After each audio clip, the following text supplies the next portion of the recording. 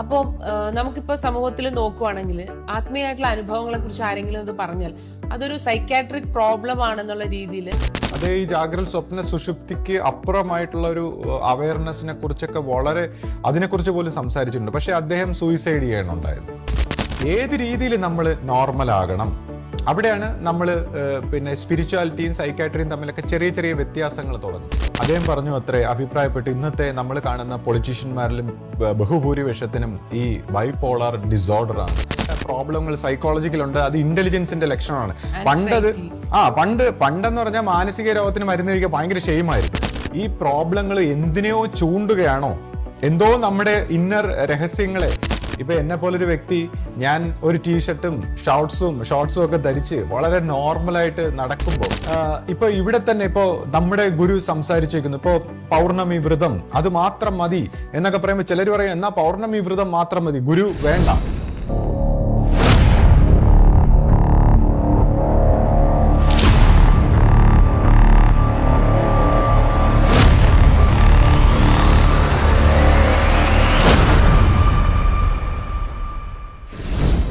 സദ്ഗുരുവേ ശരണം.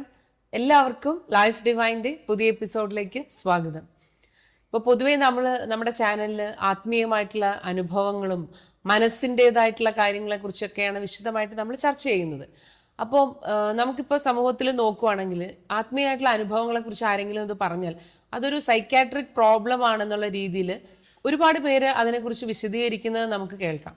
പ്രത്യേകിച്ച് ഇപ്പോൾ ഇന്നത്തെ ഏറ്റവും മോസ്റ്റ് മോഡേൺ സയന്റിഫിക് ഇറ എന്ന് വേണമെങ്കിൽ പറയാവുന്ന ഈ കാലഘട്ടത്തിൽ റാഷണലായിട്ട് ചിന്തിക്കുന്ന ആൾക്കാർ, എഴുത്തുകാർ, അങ്ങനെയുള്ള ഒരുപാട് പേര് ഇങ്ങനെയുള്ള അനുഭവങ്ങളെ ഒരു ഹാലൂസിനേഷൻ എന്നുള്ള രീതിയിലാണ് അവരത് പറയുന്നത്. കാരണം ഓരോരുത്തർക്കും ഉണ്ടാവുന്ന അനുഭവങ്ങളാണല്ലോ.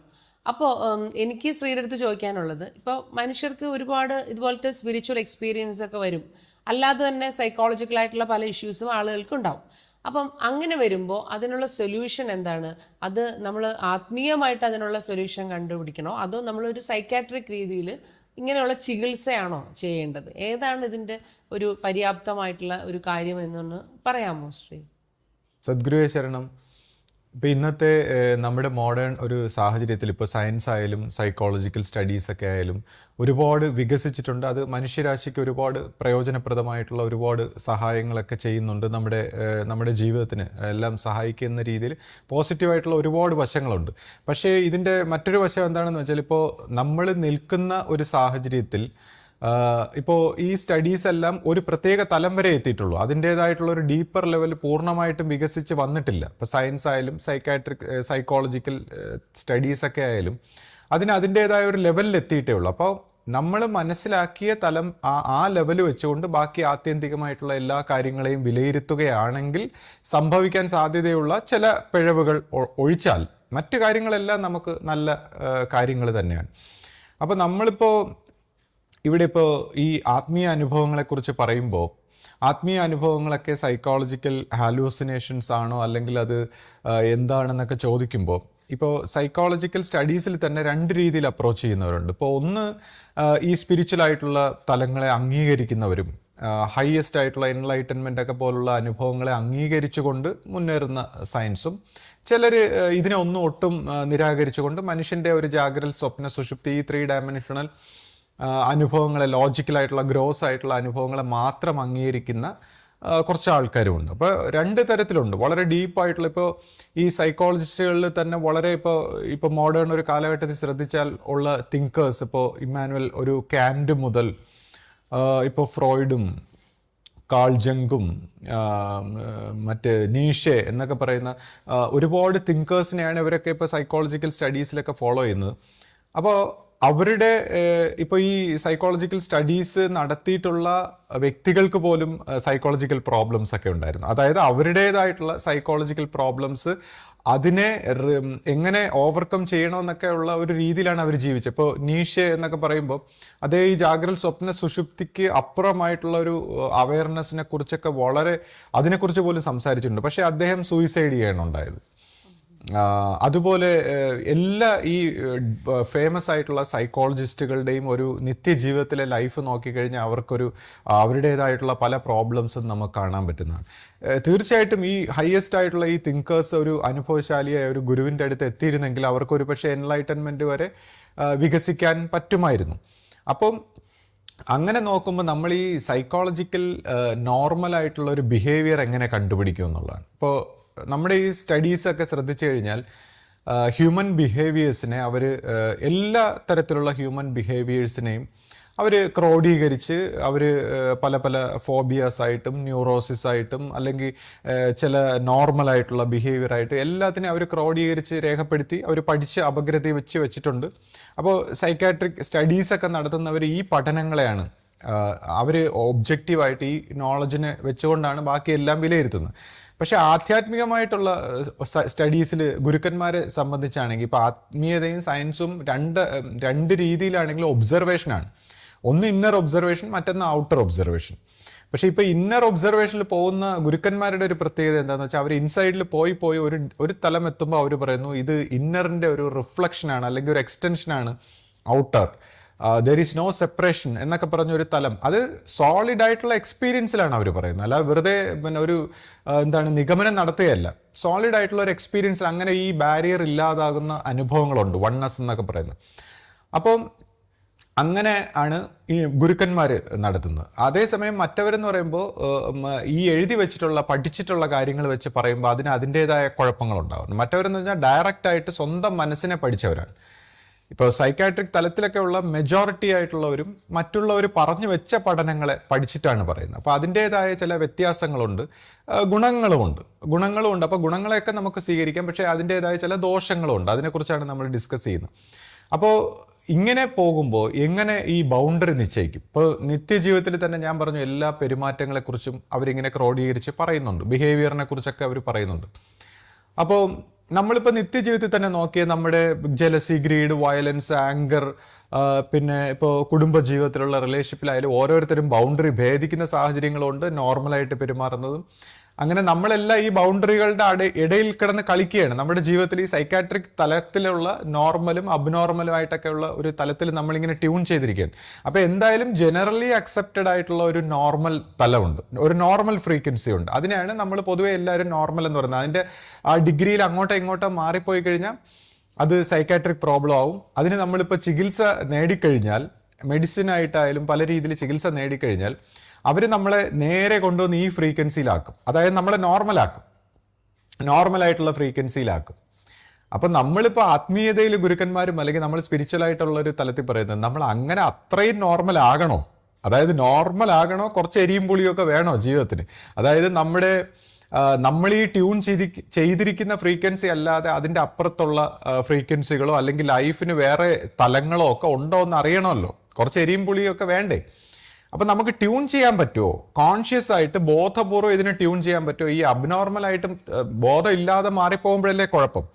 ബോധപൂർവം ഈ വിവിധ തലങ്ങളെ ട്യൂൺ ചെയ്യാൻ പറ്റുമോ എന്നുള്ളതാണ് ഗുരുക്കന്മാർ സാധനയിലൂടെ പടിപടിയായിട്ടൊക്കെ കോൺഷ്യസ്നെസ്സിൻ്റെ വിവിധ തലങ്ങളെ ട്യൂൺ ചെയ്യുന്നത്. അപ്പോൾ അങ്ങനെ ട്യൂൺ ചെയ്യുമ്പോൾ ഇപ്പോൾ ഇവർ പറയുന്ന പോലെ എല്ലാത്തിനെയും പിടിച്ചങ്ങ് നോർമൽ ആക്കി കഴിഞ്ഞാലുള്ള കുഴപ്പം എന്താണെന്ന് വെച്ചാൽ ജീവിതത്തിൻ്റെ നമുക്ക് മിസ്സാവാൻ സാധ്യതയുള്ള പല കാര്യങ്ങളുണ്ട്, അനുഭവങ്ങളായിട്ടും സ്പിരിച്വലായിട്ടുള്ള പല തലങ്ങളും.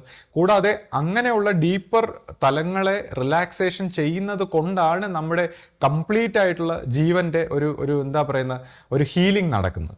നമ്മളെ പല അൺകോൺഷ്യസ് ആയിട്ടുള്ള ഡിസ്റ്റർബിങ് ഉണ്ടാക്കുന്ന കാര്യങ്ങളെ നമ്മളിപ്പോൾ മരുന്നൊക്കെ കഴിച്ച് നോർമലാക്കി കൊണ്ടുവന്നാൽ, അങ്ങനെ അങ്ങ് നോർമലാക്കുമ്പോൾ നമ്മൾ പറയും ഇപ്പോൾ ഡ്രഗ്സ് എന്ന് പറയും.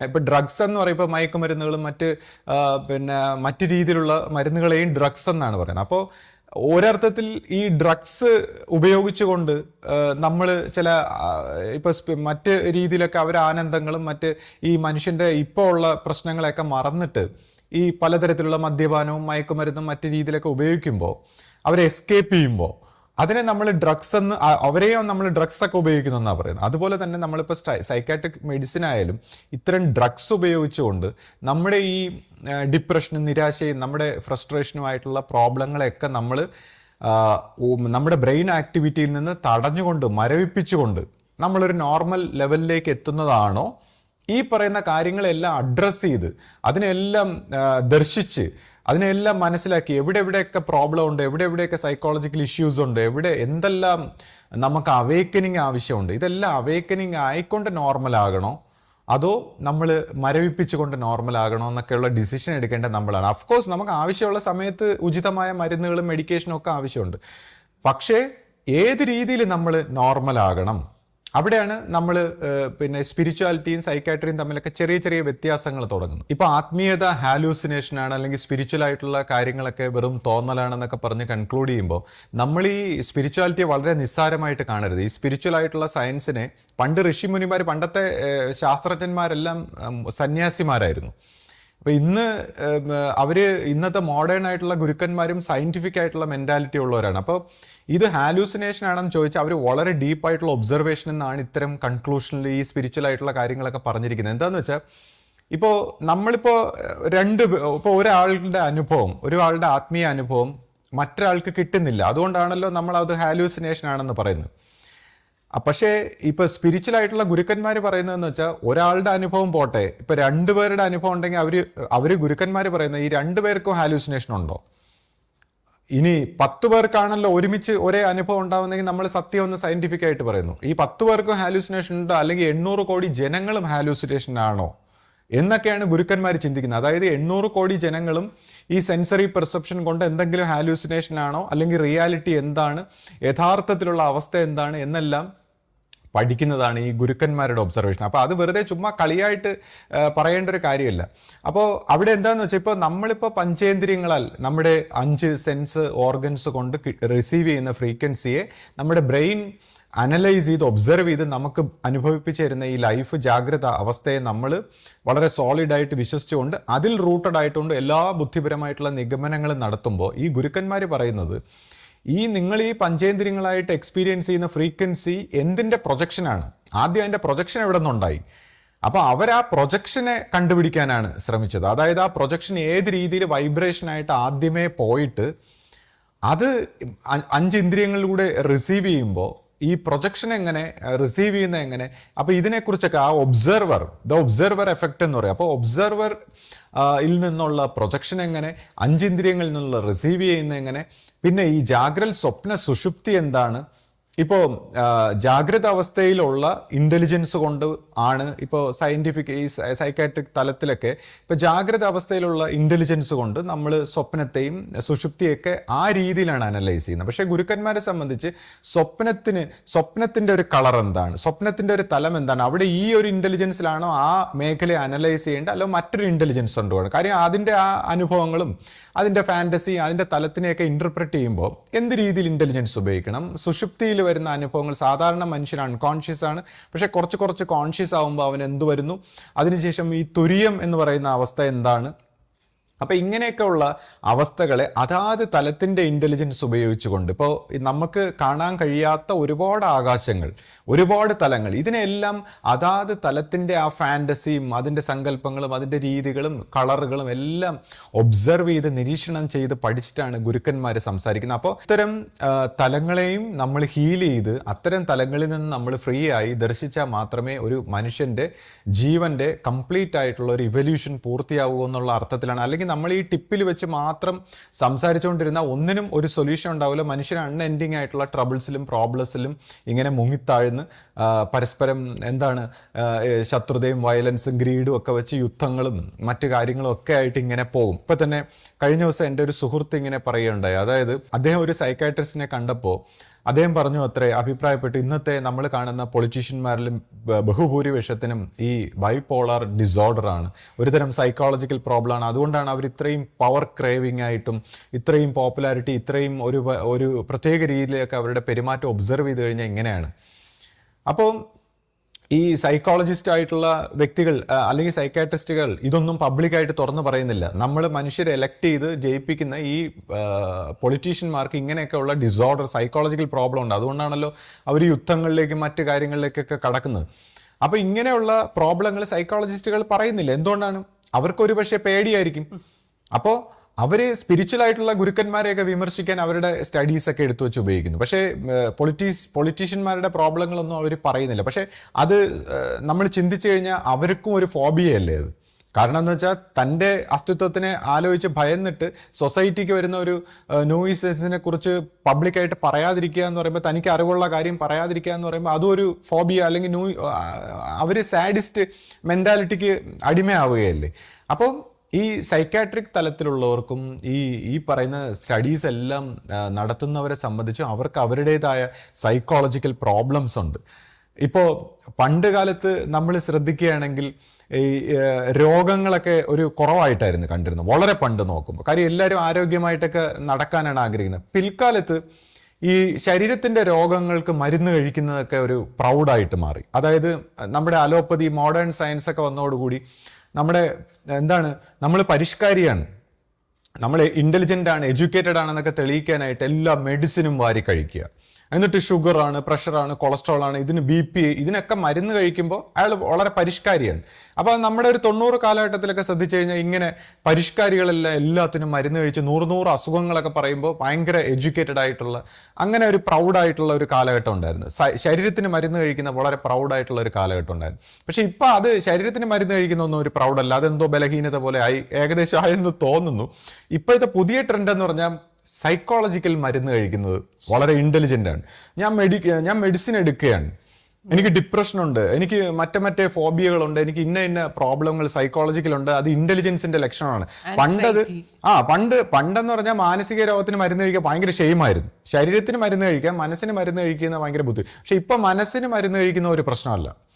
എനിക്ക് അതൊരു പ്രൗഡാണ്. ഇന്റലിജൻസിന്റെ പുതിയ ആൾക്കാരൊക്കെ വന്ന് ഇങ്ങനെ പറയുന്നുണ്ടല്ലോ. അല്ല, മരുന്ന് കഴിക്കേണ്ടെന്നല്ല, ഞാൻ ഈ ഒരു ട്രെൻഡിനെ കുറിച്ചാണ് പറഞ്ഞു. മരുന്നൊക്കെ എടുക്കേണ്ടവർക്കെല്ലാം എടുക്കാം. പക്ഷെ ഇവിടെ നമ്മൾ മനസ്സിലാക്കേണ്ട ഇത്രേ ഉള്ളൂ, ഈ ഡിപ്രഷനും ഈ നിരാശയും ഈ പ്രോബ്ലങ്ങളും എന്തിനെയോ ചൂണ്ടുകയാണോ? എന്തോ നമ്മുടെ ഇന്നർ രഹസ്യങ്ങളെ, അല്ലെങ്കിൽ ഇന്നർ ജീവിതത്തിലെ നമ്മൾ ഹിഡൻ ആയിട്ടിരിക്കുന്ന ചില മിസ്റ്ററികളെ തുറന്നു കാണിക്കുന്ന ചില കാര്യങ്ങളാണോ?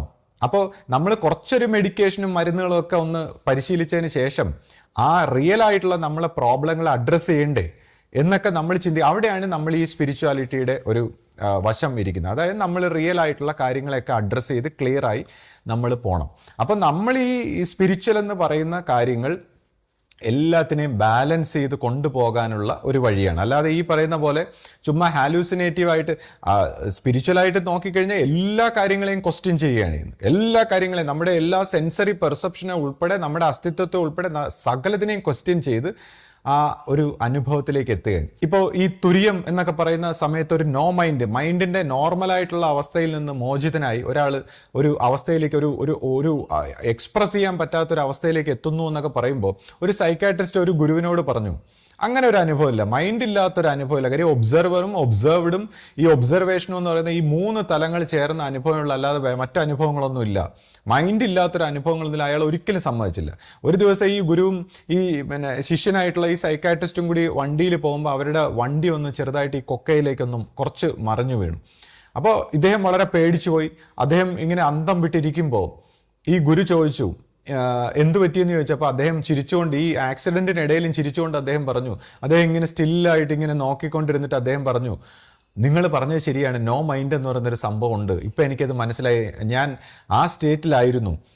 ആ സ്റ്റേറ്റിൽ എന്തൊരു ആനന്ദമാണ്. ഈ മൈൻഡിൻ്റെ എല്ലാ പ്രോബ്ലങ്ങളൊന്നും വിട്ട് ഈ ഒരു സ്റ്റേറ്റിലിരിക്കുമ്പോൾ അതാണ് ജീവന്റെ ആനന്ദം എന്ന് പറയുന്ന ഒരു സ്റ്റേറ്റ്. അതെനിക്ക് മനസ്സിലായി എന്ന് പറഞ്ഞു. അപ്പോൾ ഈ ഗുരു പറഞ്ഞു, ഇദ്ദേഹം ആ അവസരത്തിൽ മരിച്ചാൽ പോലും അദ്ദേഹം ഏറ്റവും ഉയർന്ന കാര്യം, മൈൻഡിനെ അതിവർച്ചിച്ച് ആനന്ദമായിട്ടുള്ള ഒരു സ്റ്റേറ്റിലാണ് അദ്ദേഹം ഇരിക്കുന്നത്. ഏറ്റവും ഉയർന്ന സ്റ്റേറ്റിലേക്ക് അദ്ദേഹം പോകുമായിരുന്നു. അപ്പോൾ ഈ നോ മൈൻഡ് എന്ന് പറയുന്ന ഈ ഒരു സ്റ്റേറ്റിൽ എന്താണെന്നുള്ളത് എക്സ്പ്രസ് ചെയ്യാൻ പറ്റുന്നില്ല. ബിക്കോസ് നമ്മൾ മനസ്സിലാക്കിയിരിക്കുന്ന ഒബ്സർവേഷൻ, ഒബ്സർവ്ഡ്, ഒബ്സർവർ എന്നിങ്ങനെ 3ആയിട്ട് മാറി നിന്നുകൊണ്ട് ത്രിപുടി ഉണ്ടാക്കി തരുന്ന ഈ ഒരു അനുഭവത്തിൻ്റെ മറയിൽ നിൽക്കുമ്പോൾ നമുക്ക് സത്യമായിട്ടുള്ള നേച്ചർ അറിയാൻ പറ്റില്ല എന്നുള്ളതാണ്. അപ്പോൾ ഈ ഒബ്സർവറും ഒബ്സർവ്ഡും തമ്മിൽ ലയിച്ച് നോ മൈൻഡായി ഒബ്സർവേഷൻ മാത്രം, ഡയറക്റ്റ് ആയിട്ടൊരു ഒബ്സർവേഷൻ അല്ലെങ്കിൽ ഒരു എക്സ്പീരിയൻസിങ് മാത്രം ഈ അഹന്ത നശിച്ചതിന് ശേഷം ഉണ്ടാകുന്ന ഒരു അവസ്ഥ എന്താണെന്ന് അത് പറഞ്ഞാൽ മനസ്സിലാവില്ല. അത് പറയാനും മനസ്സിൻ്റെ ഉപരിയായ കാര്യമാണ്.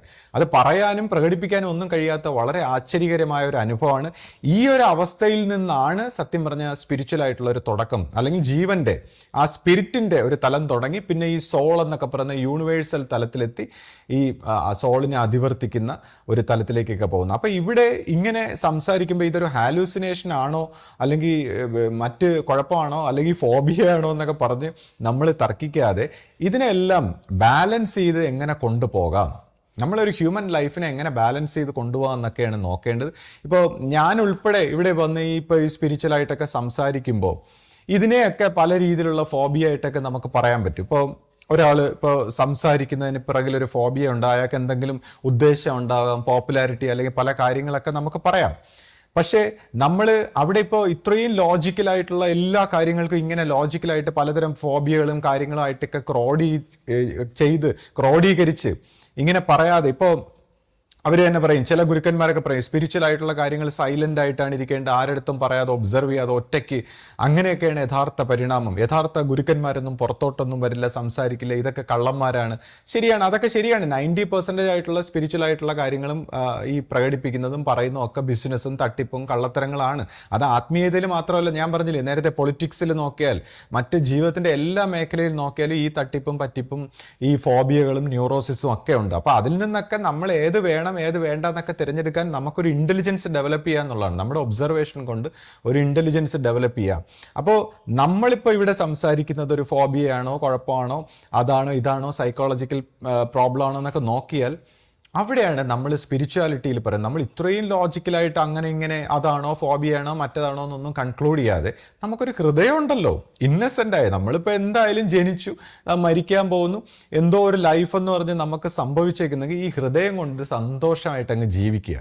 ഇതിനിങ്ങനെ ആ ഹൃദയത്തിൻ്റെ ഇൻ്റലിജൻസ് ഉപയോഗിച്ച് മൊമെൻറ്റ് ടു മൊമെൻറ്റ് നമ്മൾ ഉചിതമായി അങ്ങ് ജീവിക്കുക. അല്ലാതെ എല്ലാത്തിനെയും ഫോബിയാണോ, പ്രശ്നമാണോ, ന്യൂറോസിസ് ആണോ എന്നൊന്നും കൺക്ലൂഡ് ചെയ്യാതെ നമ്മുടെ ഹൃദയത്തിൻ്റെ, സ്നേഹത്തിൻ്റെ, ലവിൻ്റെ, അറ്റൻഷൻ്റെ, അവയർനെസ്സിൻ്റെ ഒരു പാതയിൽ സമ്പൂർണ്ണമായിട്ട് ജീവിച്ച് പോകാനുള്ള വഴികളാണ് നമ്മൾ സംസാരിക്കുന്നത്. ഇപ്പോൾ തന്നെ ഞാൻ ഈ ചില ഭക്തി ഭാവനകൾ അല്ലെങ്കിൽ മറ്റ് ഗുരുമാർഗത്തിൻ്റെ രഹസ്യങ്ങൾ അല്ലെങ്കിൽ മറ്റ് കാര്യങ്ങളൊക്കെ പറയുമ്പോൾ നമ്മൾ അതും പറഞ്ഞ് എപ്പോഴും നമ്മൾ ആ ഒരു ഭാവനയിൽ പോകണമെന്നല്ല. അതുകൊണ്ടൊക്കെയുള്ള ഉപയോഗം എന്താണ്? ചില വളരെ മനോഹരമായുള്ളൊരു ബ്യൂട്ടിഫുൾ ഫീലിങ്ങിൻ്റെ ഉപയോഗം എന്താണ്? ഗുരുവിൻ്റെ മുമ്പിൽ ചെല്ലുമ്പോൾ ഉണ്ടാകുന്ന അനുഭവങ്ങളുടെ ഉപയോഗം എന്താണ്?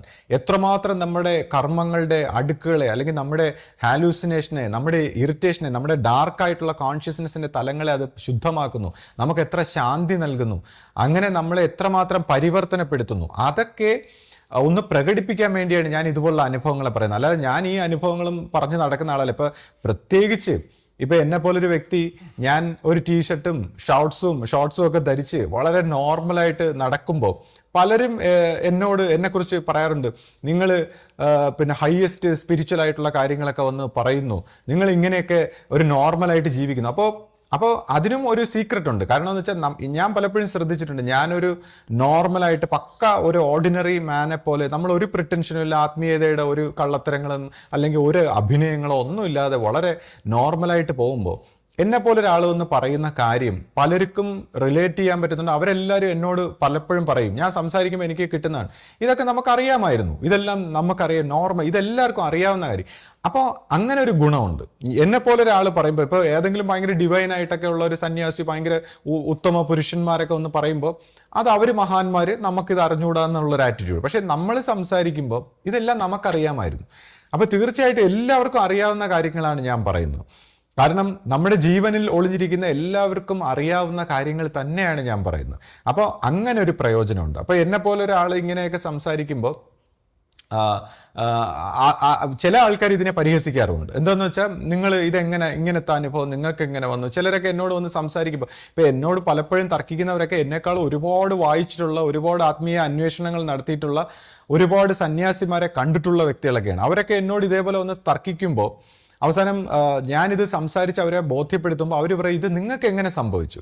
അപ്പോൾ എന്നെ സംബന്ധിച്ച് ഇപ്പോൾ നമ്മുടെ ആശ്രമത്തിൽ തന്നെ എൻ്റെ സഹോദരി പണ്ട് നമ്മൾ ഫേസ്ബുക്കിലൊക്കെ എഴുതുന്ന ഒരു കാലഘട്ടത്തിൽ അന്ന് കുറച്ച് ആൾക്കാർ അന്നത്തെ ആൾക്കാരെല്ലാവരും കുറച്ച് കാര്യങ്ങളൊക്കെ പറഞ്ഞാൽ മനസ്സിലാവുന്ന ആൾക്കാരായിരുന്നു. അപ്പോൾ എൻ്റെ സഹോദരി ഇങ്ങനെ ആശ്രമത്തിൽ ചെന്നപ്പോൾ പലരും വന്ന് ശ്രീജിത്താര് എന്നൊക്കെ ചോദിച്ചപ്പോൾ ഒരു സന്യാസി സഹോദരിയുടെ അടുത്ത് പറഞ്ഞു, ഇവിടെ 30-35 വർഷം കർമ്മം ചെയ്തിട്ടുള്ള ആൾക്കാരൊക്കെ ഉണ്ട്. അപ്പൊ അവനെങ്ങനെ കുറച്ച് നാളുകൊണ്ട് ഇതൊക്കെ കിട്ടി, ഇങ്ങനെ ഒരു അനുഭവം ഉണ്ടായി, അതെന്ത് പരിപാടി എന്നൊക്കെ പറഞ്ഞ് സഹോദരിയോട് ദേഷ്യപ്പെട്ടായിട്ട് ഇങ്ങനെ സഹോദരി വന്ന് പറയുകയുണ്ടായി. അപ്പൊ അതുപോലെ തന്നെ ഇപ്പൊ ഡയറി ഫാമിൽ ഞാൻ നിൽക്കുന്ന സമയത്ത് ഞാനിങ്ങനെ ഒരാഴ്ച കർമ്മം ചെയ്തിട്ട് നമ്മളെല്ലാവരും കൂടെ ശിഷ്യപൂജിതയിൽ ചെന്ന് കാണുമ്പോൾ ഗുരു പറഞ്ഞു, നിന്റെ മുഖത്ത് ഇപ്പൊ നല്ലൊരു പ്രകാശം ഉണ്ടല്ലോ എന്ന് ഇങ്ങനെ ചോദിച്ചു. അപ്പോഴത്തേക്ക് പുറത്തിറങ്ങിയപ്പോൾ നമ്മുടെ അവിടുത്തെ ചേട്ടന്മാർ വർഷങ്ങളായിട്ട് കർമ്മം ചെയ്യുന്നവർ പറഞ്ഞു, അതെങ്ങനെ നമ്മളൊക്കെ വർഷങ്ങളായിട്ട് ഇവിടെ കർമ്മം ചെയ്യും, നീ എന്തോ ഒരാഴ്ച കൊണ്ട് എന്താ പ്രകാശം. അപ്പോൾ ഇതിപ്പോ നമ്മൾ എന്തെങ്കിലും പ്രത്യേക മറ്റ് കാര്യങ്ങളോ അല്ല, നമ്മൾ അന്ധമായിട്ട് ഗുരുവിനെ വിശ്വസിച്ചു. അതായത് ചില ഗുരുക്കന്മാരുടെ വാചകങ്ങളിൽ ഗുരുവിന്റെ ആ ഒരു ഇപ്പൊ കബീർദാസ് അല്ലെങ്കിൽ മിലര് ഇപ്പൊ അങ്ങനെയൊക്കെ ഉള്ള ഗുരുക്കന്മാരുടെ പുസ്തകങ്ങളൊക്കെ വായിച്ചപ്പോൾ നമുക്ക് ഈ ഗുരുമഹിമ മനസ്സിലായി. അപ്പൊ നമ്മൾ അന്ധമായിട്ട് ഗുരുവിനെ വിശ്വസിച്ചപ്പോൾ നമുക്ക് എന്തോ ഒരു മിറാക്കിളസ് പോലെ നമ്മുടെ കഴിവ് കൊണ്ടല്ല, നമ്മുടെ പ്രയത്നങ്ങളോ കഴിവ് കൊണ്ടോ ഒന്നും അല്ലാതെ എന്തോ ഒരു മിന്നലാട്ടം പോലെ ചില കാര്യങ്ങളുണ്ടായി. അപ്പോൾ അതിനിപ്പോൾ ഞാൻ എന്ത് പറയാനാണ്, ഇപ്പോൾ 30 വർഷങ്ങളോ അല്ലെങ്കിൽ മറ്റു കാര്യങ്ങളോ ഒക്കെ ചെയ്തില്ല എന്നൊക്കെ പറയുമ്പോൾ എനിക്ക് എന്ത് പറയാൻ കഴിയും? ഇപ്പം ഞാൻ അങ്ങനെ മറ്റ് കോപ്രായങ്ങളോ ബഹളങ്ങളോ ഒന്നും കാണിക്കാതെ എന്തോ ഒരു മിന്നലാട്ടം. അപ്പം അവിടെയാണ് ഈ ഗുരു മഹിമ എന്ന് പറയുന്നത്. ഇപ്പോൾ ഈ വളരെയധികം സാധനകളും തപസ്സും ഒക്കെ ചെയ്യുന്നവർക്ക് കിട്ടുന്ന അനുഭവങ്ങൾ നമ്മളെപ്പോലുള്ള സാധാരണക്കാർ വന്ന് പറയുമ്പോൾ, നമ്മളെ പരിഹസിക്കുമ്പോൾ അല്ലെങ്കിൽ ഹാലൂസിനേഷൻ ആണ്, ഇത് എന്താണ് ഇങ്ങനെ എന്നൊക്കെ പറഞ്ഞ് സംശയിക്കുമ്പോൾ അവിടെയാണ് നമ്മൾ മനസ്സിലാക്കേണ്ടത് ഈ ഗുരുവിൻ്റെ പ്രസക്തി എന്താണ്. അതാണ് ഞാൻ പറയുന്നത്. ഈ ഗുരു എന്ന് പറയുമ്പോൾ ഒരു പകർച്ച, അതായത് ഈ ഗുരുവിനെ നമ്മൾ സമർപ്പിക്കുമ്പോൾ ഈ അനേകമായിട്ടുള്ള തപസ്സുകളും കഷ്ടപ്പാടുകളും ഒരുപാട് ബുദ്ധിമുട്ടുകളും യോഗാഭ്യാസങ്ങളും ഒക്കെ ചെയ്യുന്നവർ ഈ പല ശരീരങ്ങളെ ഉണർത്തി എടുക്കുമ്പോൾ ഈ ഗുരുവിന് എല്ലാ ശരീരങ്ങളും ഉണർന്ന അസ്തിത്വമാണ്, നമ്മുടെ എല്ലാ ശരീരങ്ങളും ഉണർന്ന ഒരു പൂർണ്ണതയാണ് ഈ ഗുരു എന്ന് പറയുന്നത്. അപ്പം അങ്ങനെയുള്ള ഒരു ഗുരുവിനെ അടുത്ത് നിന്ന് സമർപ്പിക്കുമ്പോൾ നമുക്ക് ഈ ശരീരങ്ങളൊന്നും ഉണർന്നിട്ടില്ലെങ്കിലും ഒരു പകർച്ച പോലെ, ഇല്ല വേഷപ്പകർച്ച പോലെ, ഒരു മിന്നലാട്ടം പോലെ ചിലപ്പോൾ നമ്മുടെ ഉള്ളിലും ഈ പറയുന്ന ശരീരങ്ങളൊക്കെ ഒരു നിമിഷത്തേക്കെങ്കിലും ഉണർന്ന് ഈ അനുഭവങ്ങളൊക്കെ നമുക്ക് കിട്ടുന്നതാണ്. അതാണ് ഈ ഗുരുമഹിമ, അതാണ് ഈ ഗുരുവിൻ്റെ ഈ പ്രത്യേകതയായിട്ട് പറയുന്നത്. അപ്പോൾ ഗുരുവിനെ അന്ധമായിട്ട് വിശ്വസിച്ച് സമർപ്പിച്ച് പ്രവർത്തിക്കുമ്പോൾ നമുക്ക് അത്ഭുതകരമായിട്ടുള്ള ചില മിന്നലാട്ടങ്ങൾ, ചില ശരീരങ്ങൾ പെട്ടെന്ന് നമുക്ക് ഉണരുന്നു, അല്ലെങ്കിൽ നമുക്ക് ആ ഗുരു ഉണർത്തി തരുന്നു. അങ്ങനെയൊക്കെ ചില അനുഭവങ്ങളൊക്കെ ഉണ്ടാകുന്നതായിട്ട് നമുക്ക് അനുഭവിക്കാവുന്നതാണ്. അതുകൊണ്ട് തന്നെ നമ്മൾ ഇതുപോലുള്ള അനുഭവങ്ങളൊക്കെ നല്ല രീതിയിൽ പരിണമിക്കണം, അല്ലെങ്കിൽ എല്ലാവർക്കും ഇത് ഉൾക്കൊള്ളാൻ കഴിയണം എന്നൊക്കെയുള്ള അർത്ഥത്തിൽ ഷെയർ ചെയ്യുമ്പോൾ അത് ഹാലൂസിനേഷനാണോ ഫോബിയയാണോ പ്രശ്നമാണോ ഒന്നും വിലയിരുത്താതെ ഇതിനകത്തൊക്കെ എന്തെങ്കിലും നല്ലതുണ്ടെങ്കിൽ അതെടുത്ത് നമ്മുടെ ജീവിതത്തിൽ പ്രയോജനപ്പെടുത്തി നമ്മുടെ വിശ്വാസവും നമ്മുടെ സത്യവും ധർമ്മവും ഒക്കെ പരിപോഷിപ്പിച്ച് നമുക്ക് എന്താണോ പ്രയോജനപ്പെടുന്ന ആ രീതിയിൽ വികസിക്കാനായിരിക്കണം നമ്മൾ ഓരോരുത്തരും പരിശ്രമിക്കേണ്ടത്. ഇപ്പോൾ ശ്രീ ഗുരുവിന്റെ മാഹാത്മ്യത്തെ കുറിച്ച് പറഞ്ഞല്ലോ. അപ്പോൾ ഞാൻ ചോദിക്കട്ടെ, ഇപ്പൊ ആത്മീയമായിട്ട് നമുക്കൊരു ഉണർച്ച ഉണ്ടാവണമെങ്കിൽ നമ്മൾ ശരിക്കും ഒരുപാട് കഷ്ടപ്പെടണം, അല്ലെങ്കിൽ തപസ് ചെയ്യണം, അതിനു വേണ്ടി ഒരുപാട് നമ്മൾ ചെയ്യണം വർഷങ്ങളോളം എന്നൊക്കെയാണല്ലോ നമ്മൾ പൊതുവെ ചരിത്രങ്ങളിലും പുരാണങ്ങളിലും എല്ലാം പറഞ്ഞു കേൾക്കുന്നത്. പക്ഷെ ഇവിടെ ഇപ്പോൾ ഗുരുവിൻ്റെ ആ ഒരു കാരുണ്യം കൊണ്ട്, അല്ലെങ്കിൽ ഗുരുവിനോടുള്ള സമർപ്പണം കൊണ്ട് എങ്ങനെയാണ് ഇത് പെട്ടെന്ന് ആ ഒരു കാര്യം നമുക്ക് അനുഭവത്തിലേക്ക് നമുക്ക് എത്താൻ കഴിയുന്നത്? അത് അപ്പോൾ ഗുരുവിൻ്റെ ആ മാഹാത്മ്യം അതെങ്ങനെയാണ് നമ്മൾക്ക് ശിഷ്യനിൽ അത് പ്രവർത്തിക്കുന്നത്? അതൊന്ന് പറയാമോ? തീർച്ചയായിട്ടും. നമ്മളിപ്പോൾ ഒരുപാട് ഹാർഡ് വർക്ക് ചെയ്ത് കഷ്ടപ്പെട്ട് പ്രവർത്തിച്ച് തപസ് ചെയ്ത് ധ്യാനിച്ച് അല്ലെങ്കിൽ കർമ്മം ചെയ്ത് പല രീതിയിൽ നമ്മുടെ ജീവനെ വികസിപ്പിക്കണമെന്ന് തന്നെയാണ് നമ്മുടെ ശാസ്ത്ര ഗ്രന്ഥങ്ങളൊക്കെ പറയുന്നത്, എല്ലാ സൂക്ഷിപ്പുകളോടും ഒപ്പം. പക്ഷേ ഈ എല്ലാ സൂക്ഷിപ്പുകളോടൊപ്പം ഇങ്ങനെ പോകുമ്പോഴും എന്താണ് നന്മ തിന്മകളെക്കാളൊക്കെ ഉപരിയായിട്ടുള്ള എന്തോ ഒരു സത്യമായിട്ടുള്ള ഒരു തലത്തിലേക്ക് വികസിക്കാൻ ഈ ഗുരുമാർഗങ്ങൾ എങ്ങനെ സഹായിക്കുന്നു എന്നുള്ളതാണ്. അതാണ് നമ്മൾ മനസ്സിലാക്കേണ്ടത്. ഇപ്പോൾ ഗുരുവിൻ്റെ ഒരു മഹിമയെക്കുറിച്ച് പറയുമ്പോൾ ഇപ്പോൾ ഈ അടുത്ത കാലത്ത് നമ്മൾ ശ്രദ്ധിച്ചു കഴിഞ്ഞാൽ ഇപ്പോൾ ജിദ്ദു കൃഷ്ണമൂർത്തി, അദ്ദേഹം ഗുരു വേണ്ട എന്നാണ് പറഞ്ഞേക്കുന്നത്. കാരണം അദ്ദേഹം നോക്കിയപ്പോൾ ഒരുപാട് ഇൻ്റലക്ച്വൽ ആയിട്ടുള്ള ആൾക്കാർ അവർക്ക് ഗുരുവിനെ അംഗീകരിക്കാൻ വളരെ വിഷമമാണ്. എന്ന് വെച്ചാൽ സൈക്കോളജിക്കലി മനുഷ്യൻ്റെ ഒരു മുമ്പിൽ ചെന്ന് കുമ്പിടുക എന്ന് പറയുമ്പോൾ അത് ഭയങ്കര ബുദ്ധിമുട്ടാണ്. മാനസികമായിട്ട് അത് വളരെ അധികം ഷെയിമും സംശയവും വിഷമവും ഒക്കെ ഉണ്ടാക്കുന്നുണ്ട്. അപ്പോൾ അദ്ദേഹം നോക്കിയപ്പോൾ വളരെ ഇൻ്റലിജൻ്റ് ആയിട്ടുള്ള ആൾക്കാർക്ക് ഈ ഗുരുവിൻ്റെ മുമ്പ് കുമ്പിടുന്ന വളരെ വിഷമമായിട്ടുള്ള കാര്യമാണ്. കൂടാതെ ഈ ഗുരുക്കന്മാരുടെ സ്റ്റാറ്റസിലുള്ള സ്പിരിച്വലി ഹൈ ആയിട്ടുള്ള വ്യക്തികൾക്ക് അങ്ങനെ ആരെയും കുമ്പിടിക്കുന്ന ഇഷ്ടമല്ല, അവർക്ക് കുമ്പിടാനാണ് ഇഷ്ടം. അപ്പോൾ കൃഷ്ണമൂർത്തി ഒരു ഉപായം കണ്ടുപിടിച്ചു, ഗുരു വേണ്ട എന്ന് അദ്ദേഹം പറഞ്ഞു. എന്നിട്ട് അദ്ദേഹം പറഞ്ഞു, ഞാനിങ്ങനെ സംസാരിക്കുന്നത് കേൾക്കൂ, നിങ്ങളിതൊന്ന് കേൾക്കൂ. അപ്പോൾ ഈ കേൾക്കൂ എന്ന് ഉദ്ദേശിച്ചത് വളരെ ഹൈലി ഇൻ്റലിജൻ്റ് ആയിട്ടുള്ള ആൾക്കാരോടാണ് പറഞ്ഞത്. അദ്ദേഹം കുറേ ഹൈലി ഇൻ്റലിജൻ്റ് ആയിട്ടുള്ള ആൾക്കാർ അദ്ദേഹത്തിനോടൊപ്പം കൂടുകയും ചെയ്തു. അപ്പോൾ അദ്ദേഹം ഉദ്ദേശിച്ച ഒരു പക്ഷേ ഈ സംസാരിക്കുമ്പോൾ ആ ഗുരുവെന്ന് പറയുന്ന വർക്ക്, അദ്ദേഹം തന്നെ ഗുരുവായിട്ടല്ല, പക്ഷെ ആ ഗുരുവെന്ന് പറയുന്ന ആ പ്രപഞ്ചത്തിന്റെ വർക്ക് നടക്കുമല്ലോ ശ്രദ്ധിച്ചിരിക്കുന്നവർക്ക്. ആ സംസാരിക്കുന്ന വ്യക്തിയിലൂടെ ഒരു സാന്നിധ്യം ലഭിച്ച് ചിലപ്പോൾ ഗുരുകാരുണ്യം ഉണ്ടെങ്കിൽ ഈ പറയുന്ന ഒരു സംഭവം ക്ലിക്ക് ചെയ്താലോ. അപ്പൊ അദ്ദേഹം ഗുരു വേണ്ടെന്ന് പറഞ്ഞപ്പോൾ എല്ലാവരും കൂടി. പക്ഷേ 40 years 40 വർഷം വരെയൊക്കെ ജിദ്ദു കൃഷ്ണമൂർത്തിയുടെ പ്രസംഗങ്ങൾ സ്ഥിരമായിട്ട് കേൾക്കുന്നവർ അവസാനം ചോദിക്കുന്നത് ബട്ട് ഹൗ, പക്ഷേ എങ്ങനെ ഇത് ട്രാൻസ്ലേറ്റ് ചെയ്യും, ഹൗ അവർ ചോദിക്കുക എങ്ങനെ. അപ്പൊ കൃഷ്ണമൂർത്തിക്ക് ദേഷ്യം വന്ന് കൃഷ്ണമൂർത്തി കിടന്ന് തലയിലിട്ട് അടിച്ച് ദേഷ്യം. കാരണം എങ്ങനെയെന്നൊരു ചോദ്യം ചോദിക്കാൻ പാടില്ല. ആ ചോദ്യം ചോദിക്കാൻ പാടില്ലാതെ നിങ്ങൾ ആ ഒരു അവയർനെസ്സിൽ വരണമെന്നുള്ളതാണ്. ഈ എങ്ങനെയെന്ന് ചോദിക്കുന്നത് മൈൻഡാണ്. അപ്പൊ ഈ ഒരു കൺസെപ്റ്റ് മനസ്സിലാവുന്നില്ല എന്ന് പറഞ്ഞ് മറ്റു ഗുരുക്കന്മാർ അദ്ദേഹത്തെ കളിയാക്കി. ഇപ്പൊ ഈവൻ രമണ മഹർഷി പോലും അവസാന കാലത്ത് ഒരു ശിഷ്യൻ ചോദിച്ചു, ജിദ്ദു കൃഷ്ണമൂർത്തി ഗുരു വേണ്ട എന്ന് പറഞ്ഞു, അത് ശരിയാണോ എന്ന് ചോദിച്ചപ്പോൾ രമണ മഹർഷി ചോദിച്ചു, അതിന് ജിദ്ദു കൃഷ്ണമൂർത്തി ആരാ ഗുരു വേണ്ട എന്ന് പറയാൻ എന്നാണ് ചോദിച്ചത്. അപ്പം ഈ ഗുരുക്കന്മാര് പല ടെക്നിക്ക് ഉപയോഗിക്കുകയാണ്. അവരെന്താണ് പറയുന്നത്, അവരെന്തുദ്ദേശിച്ചാണ് പറയുന്നത്, അത് നമുക്ക് മനസ്സിലാവുന്നില്ല. അപ്പോൾ ജിദ്ദു കൃഷ്ണമൂർത്തി ഒരു പ്രത്യേക രീതി, കാര്യം കള്ള ഗുരുക്കന്മാർ ഈ ഗുരുവിന്റെ മഹിമ മനസ്സിലാക്കിയിട്ട് ഒരുപാട് കപട ഗുരുക്കന്മാരുണ്ട്. അപ്പൊ ഇങ്ങനെയുള്ള ഒരു സാഹചര്യത്തിലാണ് ഈ കൃഷ്ണമൂർത്തി ഇങ്ങനെ സംസാരിച്ചത്. ഇനി മറ്റൊരു അവസരത്തിൽ മെഹർ ബാബയുടെ ഒരു ചരിത്രം നോക്കുകയാണെങ്കിൽ മെഹർ ബാബയെ സംബന്ധിച്ച് അദ്ദേഹത്തിന്റെ ടീച്ചിങ്സ് കേൾക്കുമ്പോൾ ചിലർക്ക് അഹങ്കാരമായിട്ട് തോന്നും. അതായത് ഐ ആം ഗോഡ് എന്നൊക്കെ പറയുന്നുള്ള രീതിയിൽ അഹം ബ്രഹ്മാസ്മി അല്ലേ എന്നൊക്കെ തോന്നും. പക്ഷേ അദ്ദേഹത്തിന്റെ വളരെ സിമ്പിളായിട്ടുള്ള ഒരു ലൈഫ് സ്റ്റൈലായിരുന്നു. അദ്ദേഹത്തിന്റെ ശിഷ്യന്മാരാണ് ഈ അദ്ദേഹത്തിന്റെ പേരിലുള്ള ഈ ലേഖനങ്ങളെല്ലാം എഴുതി വെച്ചിട്ടുള്ളത്. പക്ഷെ അദ്ദേഹത്തെ സംബന്ധിച്ച് അദ്ദേഹം ഒന്നും സംസാരിക്കുക പോലും ഇല്ലായിരുന്നു. അദ്ദേഹം എപ്പോഴും എല്ലാവരും ഈ ഐ ആം ഗോഡ് എന്നൊക്കെ പറയുന്നത് കേൾക്കുന്ന എന്താന്ന് വെച്ചാൽ അദ്ദേഹം ഞാൻ എന്ന ഭാവത്തിനെ, അഹന്തയുടെ ഭാവത്തെ സംബോധന ചെയ്യുന്നില്ല. പിന്നെ ഞാൻ്റെ ഉള്ളിലിരിക്കുന്ന ഈ സത്യം എന്താണെന്നാണ്. അപ്പൊ അദ്ദേഹം സംസാരിക്കുമ്പോഴൊക്കെ അദ്ദേഹം മൗനമാണ്. അപ്പൊ അദ്ദേഹം പറയുന്നത് എങ്ങനെയാണ്, എല്ലാവരും വരുമ്പോൾ അദ്ദേഹം സംസാരിക്കുന്നത് എങ്ങനെയാണ്,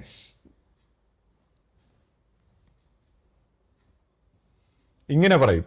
അതായത് എല്ലാം ഈ അകത്തും ഇതെല്ലാം ആനന്ദം, ഈ സന്തോഷം എന്ന് പറഞ്ഞിട്ട് ഈ സത്യമായിരിക്കുന്ന ഇത് അകത്തും പുറത്തും ഇതൊക്കെ ഇരിക്കുകയാണ്, നിങ്ങളിലും ഇരിക്കുകയാണ്, എല്ലാം ഉണ്ടെന്ന് പറഞ്ഞിട്ട് ഇത്രയും സിമ്പിളായിട്ടുള്ള ഒരു മനുഷ്യൻ. അവരുടെ ശിഷ്യന്മാർ പറയുന്ന ഐ ആം ഗോഡ് എന്ന് പറയുമ്പോൾ അഹം ബ്രഹ്മാസ്മി എന്ന് പറയുന്നു. ഈ മനുഷ്യൻ എല്ലാവരുടെയും പാദ നമസ്കാരം ചെയ്യലായിരുന്നു അദ്ദേഹത്തിന്റെ ജോലി. അതായത് സാധാരണക്കാരായ രോഗികളും ബുദ്ധിമുട്ടുള്ളവരും കള്ളന്മാരും ആര് വന്നാലും നമസ്കരിക്കുക, പാദത്തിൽ ചെന്ന് നമസ്കരിക്കുക. അങ്ങനെ എല്ലാത്തിലും ദൈവത്തിന് മാനവ സേവയാണ് മാധവ സേവ എന്ന് പറഞ്ഞ സകലരെയും നമസ്കരിക്കുന്നതായിരുന്നു ഈ മെഹർ ബാബയുടെ ജോലി. അപ്പോൾ എന്താണ് ആ ദൈവം എന്ന് പറയുമ്പോൾ ഇങ്ങനെ കുമ്പിടുക. ഇപ്പൊ ചിലർ വന്ന് ചോദിക്കും, എന്നോടും ചോദിക്കാറുണ്ട്, ഇപ്പൊ ഈ അനുഭവം, ഇപ്പൊ ഒരു ഗുരുവിന്റെ മുമ്പ് ചെന്ന് എത്ര നാൾ കുമ്പിടണം, എത്ര നാൾ നമ്മൾ കുമ്പിട്ടാൽ ഈ അനുഭവം കിട്ടും? ആ ചോദ്യം തന്നെ തെറ്റാണ്. കാരണം ഈ ചോദിക്കുന്നവൻ ഇല്ലാതാവണം.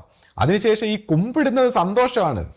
അതാണ് ദൈവികമായിട്ടുള്ള ഒരു സ്റ്റേറ്റ് എന്ന് പറയുമ്പോൾ എല്ലായിടത്തും കുമ്പിടുകയും സ്നേഹിക്കുകയും എന്ന് പറഞ്ഞാൽ ഷോ ആയിട്ട് കുമ്പിട്ടുകൊണ്ട് നടക്കണമെന്നല്ല, നമ്മുടെ ഉള്ളുകൊണ്ട് നമ്മളെല്ലാത്തിനെയും ഈ സകല പ്രപഞ്ചത്തിലുള്ള സകലതിനെയും കുമ്പിട്ട് വണങ്ങി, കുമ്പിടുന്നേൻ ഗുരുഭക്തന്മാരെ, ഭക്തരിരിക്കുന്ന ദിക്കിലും ഞാനിതാ കുമ്പിടുന്നേ എന്നുള്ള രീതി, ആ ഭക്തരാണെങ്കിലും അല്ലെങ്കിലും എല്ലാവരും ദൈവത്തിൻ്റെ ഭക്തരാണ് എന്ന് മനസ്സിലാക്കി കുമ്പിട്ടുകൊണ്ട് ഈ ലോകത്തിനോട് ഗുഡ് ബൈ പറഞ്ഞുകൊണ്ട് ആ ഹയസ്റ്റ് സ്റ്റേറ്റിലേക്ക് ഇവോൾവ് ചെയ്യുക. അപ്പം ഇത് എത്ര നാൾ കുമ്പിടുക എന്നുള്ളതല്ലേ, എത്രത്തോളം ആ കുമ്പിടുന്ന ആ സ്റ്റാറ്റസിലേക്ക് മനുഷ്യൻ്റെ. അപ്പം ഈ ഈഗോയിസ്റ്റിക് ആയിട്ടുള്ള ഗുരുക്കന്മാരുടെ അടുത്ത് കുമ്പിടാൻ പറ്റാത്തവർക്കാണ് ഈ ഒരുപാട് സാധനകളുടെ ആവശ്യം. അപ്പോൾ തീർച്ചയായിട്ടും അവർ ഈ സാധനങ്ങളും കഷ്ടപ്പാടുകളും എല്ലാം ചെയ്ത് തളർന്ന് മടുത്ത് അവസാനം ഇത് തോക്കണം. അതുകൊണ്ട് തന്നെ ഈ അഹന്ത തോക്കണം. അഹന്തയുടെ അത് വെറുതെ തോറ്റാൽ പോരാ, അത് സ്വയം മനസ്സിലാക്കി തോറ്റ് താൻ ഇൻകേപ്പബിൾ ആണെന്ന് മനസ്സിലാക്കി മിസറബിൾ ആയിട്ട് വേണം ആ സറണ്ടർ ഉണ്ടാവാൻ. അതുകൊണ്ട് ഗുരുക്കന്മാർ അതങ്ങനെ പറയും, നിങ്ങൾ അത് ചെയ്യൂ, ഇത് ചെയ്യൂ, എല്ലാം ചെയ്യൂ. കാരണം നേരിട്ട് ഈ ഗുരുമഹിമ മനസ്സിലാക്കില്ല. അപ്പൊ പിന്നെ എല്ലാം ചെയ്യൂ, ചെയ്യാൻ പറ്റുന്ന എല്ലാം നിങ്ങൾ ചെയ്യൂ. ചെയ്ത് നിങ്ങളുടെ എല്ലാ കർമ്മമൊക്കെ അഴിഞ്ഞ് നിങ്ങൾ മിസറബിളായി നിങ്ങൾ കുമ്പിടാൻ പറ്റിയ ഒരു അവസരത്തിലേക്ക് എത്തൂ. ഒരു നിമിഷം കുമ്പിട്ടാൽ മതി ഈ ഗുരുവിൻ്റെ ആ റിയൽ ആയിട്ടുള്ള ആ സ്റ്റേറ്റിലേക്ക് വരാൻ. അപ്പം ഇപ്പൊ ഇവിടെ തന്നെ ഇപ്പോൾ നമ്മുടെ ഗുരു സംസാരിച്ചേക്കുന്നു, ഇപ്പോൾ പൗർണമി വ്രതം അത് മാത്രം മതി എന്നൊക്കെ പറയുമ്പോൾ ചിലർ പറയും എന്നാ പൗർണമി വ്രതം മാത്രം മതി, ഗുരു വേണ്ട. അപ്പോൾ ഇതെന്താണ്, ഇതിന്റെ സീക്രട്ട് എന്താണ്? ഇപ്പോൾ ഒരു സാധാരണക്കാരൻ സംസാരിക്കുമ്പോൾ പോലും അദ്ദേഹത്തിന്റെ അറിവ് ഒരു തലം, നമ്മളത് കേൾക്കുമ്പോൾ നമ്മൾ മനസ്സിലാക്കുമ്പോൾ പലപ്പോഴും നമ്മൾ മറ്റുള്ളവരെ മിസ്അണ്ടർസ്റ്റാൻഡ് ചെയ്യാറുണ്ട്. അപ്പൊ ഈ ഹയസ്റ്റ് തലത്തിലിരിക്കുന്ന ഒരു ഗുരു ഉദ്ദേശിക്കുന്ന എന്ത്, നമ്മൾ മനസ്സിലാക്കുന്ന എന്ത്, നമ്മൾ ഗുരുവാണി കേട്ടാൽ പോലും നമ്മൾ മനസ്സിലാക്കുന്ന എന്തായിരിക്കും? അപ്പൊ എന്താണ് ഇതിൽ നിന്ന് മനസ്സിലാക്കേണ്ടത്? ഇത് ഗുരുവിനെ സ്വീകരിച്ചുകൊണ്ട് പൗർണമി വ്രതമോ ഈ ലോകത്തിലെ എന്ത് വ്രതമോ എടുക്കൂ, നിങ്ങൾക്ക് അത് ഗുണമാവും. പക്ഷെ ഗുരുവിനെ സ്വീകരിക്കാതെ നിങ്ങൾ ഇനി എന്ത് ചെയ്തിട്ടും കാര്യമില്ല എന്നുള്ളതാണ്. എന്ത് വ്രതമോ എന്ത് തപസ്സോ എന്ത് കാര്യം ചെയ്തിട്ടും കാര്യമില്ല. ഒരു ഗുരു എന്ന് പറയുന്ന ആ സത്യത്തിനെ ഇപ്പോൾ നമ്മുടെ ഗുരുപരമ്പരയിൽ തന്നെയുണ്ട്, ഗുരുവിനെ വന്ന് നമസ്കരിച്ചിട്ട് പോകുമ്പോൾ എല്ലാ അനുഭവം കിട്ടുന്നു, നമസ്കരിക്കാതെ പോകുമ്പോൾ ഒന്നും കിട്ടുന്നില്ല. അപ്പൊ എന്താണ് ആ ദൈവികമായ എന്തോ ഒരു വേഷപ്പകർച്ച, ആ ഒരു എളിമ, ആ ഒരു ഡിവൈൻ ആയിട്ടുള്ള ഒരു ഫോഴ്സ്, അഹന്തയില്ലാത്ത ആ ഒരു സത്യത്തിന്റെ ഒരു പ്രവർത്തനം നടക്കണമെങ്കിൽ എങ്ങനെ ഗുരുവിന്റെ മുമ്പ് കുമ്പിടണം? അപ്പൊ ഈ ഗുരുവിന്റെ മുമ്പ് കുമ്പിടാതിരിക്കാൻ വേണ്ടി പലരും പല സൂത്രങ്ങളും, ഈ കുമ്പിടാൻ മടിച്ചിട്ട് പല സൂത്രങ്ങളും പല ആരാധനാക്രമങ്ങളും പല കർമ്മങ്ങളും പല സാധനങ്ങളും ചെയ്തുകൊണ്ട് ഈ സത്യം എടുത്തു കളയാന്നുമായിരിക്കും. പക്ഷേ അത് പറ്റിക്കുകയാണ്, ഈ അഹന്ത മനുഷ്യനെ പറ്റിക്കുകയാണ്. അതുകൊണ്ട് എന്തൊക്കെ സൂത്രങ്ങൾ കണ്ടുപിടിച്ചുകൊണ്ട് വന്നാലും ഇതിൻ്റെ മുമ്പേ നടപ്പില്ല. ഈ കുമ്പിടാൻ, അത് ആ ഒരു കുമ്പിടാനുള്ള മനഃശാസ്ത്രത്തിന് വേണ്ടിയാണ് ഈ ഗുരുമാർഗങ്ങൾ ഉണ്ടായിരിക്കുന്നത് തന്നെ. മനുഷ്യൻ ഈ കുമ്പിട്ടുകൊണ്ട് ആ സത്യത്തിലേക്ക് പരിണമിക്കാൻ വേണ്ടിയുള്ളൊരു സൂത്രമാണ്. അതിപ്പോൾ എല്ലാ ലോകത്തിലുള്ള അറിയപ്പെട്ട മതങ്ങളിൽ പോലും സീക്രട്ടായിട്ട് ഗുരുമാർഗങ്ങളുണ്ട്. ഇപ്പോൾ ജീസസിൻ്റെ പരമ്പരയിൽ പോലും ഇപ്പോൾ നമ്മൾ അസീസിയിലെ ഫ്രാൻസിസ് അദ്ദേഹത്തിനെയൊക്കെ പോലുള്ളവരൊക്കെ ഈ ഒരു ഗുരുമാർഗത്തിൽ വന്നതായിട്ടും, അല്ലെങ്കിൽ ബുദ്ധമതത്തിൽ ഗുരുമാർഗങ്ങളുണ്ട് സീക്രട്ടായിട്ട്, ഹിന്ദു മതത്തിൽ ഗുരുമാർഗങ്ങളുണ്ട്, ഇസ്ലാം മതത്തിൽ പോലും ഗുരുമാർഗങ്ങളുണ്ട്. ഒന്ന് ആലോചിച്ച് നോക്കൂ, ഈ സൂഫി പരമ്പരയായിട്ട് ഈ ഗുരുമാർഗങ്ങളുണ്ട്. അതിൻ്റെ ഇടയിൽ എല്ലാത്തിനും കള്ളത്തരങ്ങളും ഉണ്ട്, ഇതിൻ്റെ ഇടയിൽ കപട ഗുരുക്കന്മാരും ഉണ്ട്. അപ്പോൾ ഇതിൻ്റെ ഇടയിൽ നിന്ന് സത്യമായ ഈ ഗുരുമാർഗത്തിൽ പോയി ഗുരുവിനെ ഭജിച്ചുകൊണ്ട് അല്ലെങ്കിൽ ഗുരുവിനെ സമർപ്പിച്ചുകൊണ്ട് പിന്നെ എന്തോ ചെയ്തോ, ജീവിതത്തിൽ എന്ത് കാര്യങ്ങളും നിങ്ങൾ ചെയ്തോ, ഗുരുവിനെ എപ്പോഴും വണങ്ങിയാൽ മാത്രം മതി മനസ്സുകൊണ്ട്. അതിനുശേഷം നിങ്ങൾ നിങ്ങളുടെ ജീവിതം നയിക്കൂ. അതാണ് ഈ ഏറ്റവും വലിയ അദ്വൈതം പറഞ്ഞ ശങ്കരാചാര്യ സ്വാമികൾ അദ്ദേഹത്തിൻ്റെ ഗുരുവായ ഗോവിന്ദ ഗൗഡപാദ ആചാര്യരെ സ്തുതിക്കാൻ വേണ്ടി അദ്ദേഹം പറഞ്ഞു, ഭജഗോവിന്ദം ഭജഗോവിന്ദം ഗോവിന്ദം ഭജ മൂഢമതേ. മൂഢ മനുഷ്യ, നിന്റെ ഈ പ്രവർത്തനങ്ങളും നിന്റെ ബുദ്ധിയും നിന്റെ കള്ളത്തരങ്ങളും നിന്റെ തപസ്സും നിന്റെ യോഗവും അതിനേക്കാളൊക്കെ ഉപരി ആ ഗോവിന്ദനെ ഭജിക്കൂ, നിന്റെ ഗുരുവിനെ ഭജിക്കൂ, അതിൽ നിന്ന് നിനക്കെല്ലാം നേടാം എന്ന് ഗുരുക്കന്മാര് പറഞ്ഞേക്കുന്നതിന്റെ ഒരു സീക്രട്ട് ഇതാണ്. ശ്രീ, ഞാൻ ഒരു കാര്യം കൂടെ ഒന്ന് ചോദിക്കുകയാണെ. അതായത് ഇപ്പം ശ്രീ എളിമയെക്കുറിച്ചും നമ്മൾ ഒന്നുമല്ല ഗുരുവിന്റെ മുമ്പിൽ കുമ്പിടണം, ആ ഒരു വിനയത്തിനെ കുറിച്ചൊക്കെയാണ് ശ്രീ എപ്പോഴും സംസാരിക്കുന്നത്. പക്ഷെ പലപ്പോഴും ശ്രീ സംസാരിക്കുന്നത് കേട്ടാൽ ശ്രീ ഒരു ഭയങ്കര അഹങ്കാരം ശ്രീക്ക് ഉണ്ടെന്ന് തോന്നും. അതായത് എന്തോ ഒരു അഹം ഉള്ള ഒരാൾ, അല്ലെങ്കിൽ ഒരു വലിയ ഒരു മതിപ്പ് സ്വയം ഉള്ളതുപോലെ അങ്ങനെ ഒരു ഭാഷ തോന്നുമോ എന്ന് എനിക്കൊരു ഡൗട്ട്. അങ്ങനെ ചിലപ്പോൾ ആൾക്കാർ തെറ്റിദ്ധരിക്കാൻ ചാൻസ് ഇല്ലേ ശ്രീ സംസാരിക്കുന്ന കേൾക്കുമ്പോൾ? എല്ലാം അറിയാവുന്ന ഒരു ഭാവം ശ്രീയുടെ ഒരു സംസാരത്തിൽ വരുന്നുണ്ടല്ലോ. അപ്പം അത് ആൾക്കാർ എന്തായിരിക്കും അതിനെക്കുറിച്ച് പറയുന്നത്? ഒരു എളിമ ഉണ്ടോ അതോ അഹങ്കാരമാണോ മുന്നിട്ട് നിൽക്കുന്നത് എന്നൊരു സംശയം വരില്ലേ? തീർച്ചയായിട്ടും അങ്ങനെ ഒരു സംശയം ഉണ്ടാകാറുണ്ട്. പലപ്പോഴും ഞാൻ സംസാരിക്കുമ്പോൾ ഇവിടെ നമ്മൾ മനസ്സിലാക്കേണ്ടത്, നമുക്ക് നമ്മുടെ ഉള്ളെടുത്ത് തുറന്ന് കാണിച്ചു തരാൻ പറ്റില്ല. പക്ഷേ നമ്മൾ എന്താണ് നമ്മുടെ അകത്ത് നമ്മൾ കരുതുന്നതെന്ന് ചോദിച്ചാൽ, ഇപ്പോൾ ഭൗതികമായിട്ട് ഇൻ്റലിജൻ്റ് ആയിട്ട് ചിന്തിക്കുകയാണെങ്കിൽ നമ്മൾ ജനിച്ചത് നമ്മുടെ തീരുമാനത്തിലല്ല, നമ്മുടെ മരണം നമ്മുടെ തീരുമാനത്തിലല്ല, നമ്മുടെ മുന്നോട്ടുള്ള കാര്യങ്ങളൊന്നും നമുക്കറിയില്ല, നമ്മുടെ ശരീരം നമ്മുടെ സ്വന്തമല്ല, നമ്മുടെ ബ്രീത്തിങ് നമുക്ക് കോൺഷ്യസ് ആയിട്ടല്ല ചെയ്യുന്നത്, നമ്മുടെ ആന്തരിക ഹൃദയങ്ങളോ നമ്മുടെ ആക്ടിവിറ്റി, നമ്മുടെ ആന്തരികമായ ഒരു കർമ്മങ്ങളും നമ്മുടെ നിയന്ത്രണത്തിലല്ല. പിന്നെ എന്താണ്, നമുക്ക് കുറച്ച് കാര്യങ്ങൾ ഇങ്ങനെ ചെയ്യാവുന്നേ ഉള്ളൂ. അപ്പൊ തന്നെ നമുക്കൊന്നും അല്ല, നമ്മുടെ കയ്യിലൊന്നും അല്ല എന്നുള്ളത് ഇന്റലിജന്റ് ആയിട്ട് ഭൗതികമായിട്ട് ഒബ്സർവ് ചെയ്യുന്ന ഒരാളിനും മനസ്സിലാവും. ഇനി ആത്മീയമായിട്ട് ഒബ്സർവ് ചെയ്യുമ്പോൾ നമ്മൾ മനസ്സിലാക്കിയിരിക്കുന്നത്, നമ്മൾ ഈ ഞാനെന്ന് പറയുന്ന ഈ ഭാവത്തിൻ്റെ അതിനെ നമ്മൾ ജാഗ്രത സ്വപ്ന സുഷുപ്തികളിലൂടെ നമ്മൾ ഒബ്സർവ് ചെയ്ത് മനസ്സിലാക്കുന്ന ഈ ഒരു സംഭവം ഇല്ലാതാകുന്ന ഒരു സ്റ്റേജും, പിന്നെ എന്തോ ഒരു അനിർവചനീയത, എന്തോ താനായിട്ട് നമ്മളായിട്ട് എക്സിസ്റ്റ് ചെയ്യുന്ന, അതിന് പേരും നാമരൂപങ്ങളൊന്നും ഇല്ലാത്ത ഒരു അനിർവചനീയതയാണ്. ആ അനിർവചനീയതയിലാണ് നമ്മൾ എക്സിസ്റ്റ് ചെയ്യുന്നതെന്നും നമ്മളിങ്ങനെ പൾസേറ്റ് ചെയ്യുന്നതെന്നും നമ്മൾ മനസ്സിലാക്കുമ്പോൾ നമുക്ക് അഹങ്കരിക്കാൻ കഴിയില്ല എന്നുള്ളതാണ്. പിന്നെ ആ അനിർവചനീയതയെ നമ്മൾ ഗുരുസ്വരൂപമായിട്ട് കണ്ട് ആ ഗുരുവിനെ വണങ്ങി ആ ഗുരുവിൻ്റെ ഒരു പ്രോസസ്സിലൂടെ നമ്മളിങ്ങനെ പൾസേറ്റ് ചെയ്ത് ജീവിക്കുന്നു എന്നുള്ളതാണ് ഒരു വശം. പിന്നെ ഇതിൻ്റെ എന്താണ് കൂടുതൽ കൂടുതൽ ഈ ആകാശങ്ങളിലേക്ക്, ഈ അൺനോൺ ആയിട്ടുള്ള, നമുക്ക് മനസ്സിലാക്കാൻ കഴിയാത്ത, എന്നാൽ നമ്മുടെ ഉള്ളിലേക്കുള്ള ഈ അൺനോൺ ആയിട്ടുള്ള തലങ്ങളിൽ കൂടുതൽ കൂടുതൽ ലയിക്കുന്നതിനനുസരിച്ച് നമുക്ക് പുതിയ പുതിയ അനുഭവങ്ങളും പുതിയ പുതിയ ഹൃദയത്തിൻ്റെ ഭാവങ്ങളും സങ്കല്പങ്ങളും സ്വരൂപങ്ങളും ഒക്കെ ഉണ്ടായി വരുന്നു. പക്ഷെ നമ്മളവിടെ അതിന് ഒന്നും ക്ലെയിം ചെയ്യുന്നില്ല, നമ്മൾ അതിൻ്റെ പിറകെ പോകുന്നില്ല, നമ്മൾ അത് ഒന്നും ഒരു രീതിയിലും സ്വീകരിക്കുന്നില്ല. അപ്പോൾ ഇവിടെ ഞാൻ പറയുന്നത് എപ്പോഴും ഒബ്സർവ് ചെയ്യാൻ മാത്രമാണ്. എല്ലാ കാര്യങ്ങളും ഒബ്സർവ് ചെയ്യും. ഞാൻ ഒന്നും അടിച്ചേൽപ്പിക്കുന്നില്ല, പഠിപ്പിക്കുന്നില്ല, ഇന്നത് ചെയ്യുന്നില്ല. എല്ലാം ഒബ്സർവ് ചെയ്ത് നമ്മൾ മനസ്സിലാക്കൂ, ക്ലാരിറ്റി ഉണ്ടാക്കൂ എന്നുള്ളത് മാത്രമാണ്. പിന്നെ എൻ്റെ ഭാഷ, ഇപ്പോൾ ഭാഷയിൽ ഞാൻ പറയുമ്പോൾ കഴിഞ്ഞ ദിവസം ഒരു ലോജിക്കലായിട്ട് വളരെ റാഷണലായിട്ട് ചിന്തിക്കുന്ന ഒരാൾ എന്നോട് ഇങ്ങനെ നിരന്തരം തർക്കിക്കുമ്പോൾ അയാളുടെ ബ്രെയിനിനെ ബ്രേക്ക് ചെയ്യുന്ന രീതിയിൽ ഞാൻ സംസാരിച്ച് വരുമ്പോൾ എൻ്റെ ഭാഷ കണ്ടിട്ട് പലരും ഇത് ഭയങ്കര അറഗൻ്റ് ആയിട്ടുള്ള ഒരു സംഭാഷണം മറ്റേ ആൾ സംസാരിക്കുമ്പോൾ മറ്റേ ആളുടെ സംഭാഷണത്തിൽ എനിക്കറിയാം അദ്ദേഹത്തിൻ്റെ സ്നേഹവും ശാന്തിയും മറ്റു കാര്യങ്ങളൊക്കെ അദ്ദേഹം പറയുന്നെങ്കിലും അത് അങ്ങനെയൊന്നും എത്താൻ പറ്റില്ല. എനിക്കറിയാം, അത് മനുഷ്യനിങ്ങനെ പറയുന്നതാണ്.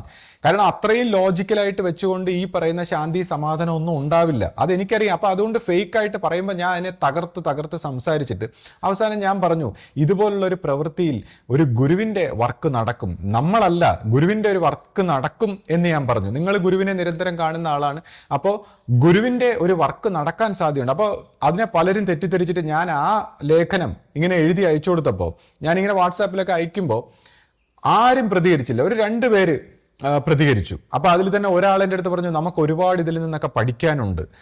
അപ്പോൾ ആ അമ്മയെക്കുറിച്ച് പറയുമ്പോൾ ആ അമ്മ സെൻട്രൽ ഗവൺമെൻറ് സർവീസിൽ വളരെ ഉന്നത ഉദ്യോഗസ്ഥയായിട്ട് റിട്ടയർ ചെയ്തു, നല്ലൊരു കുടുംബജീവിതം നയിച്ചു.